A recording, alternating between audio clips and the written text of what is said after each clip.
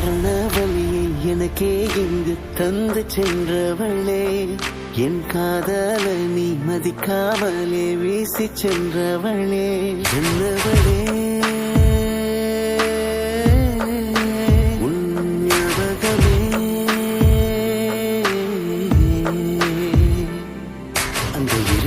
அறையில கிடந்தேன் நான், மரண படுக்கையில கிடந்தேன் நான், மறக்க முடியாமல் தவித்தேன் நான் உன்னால்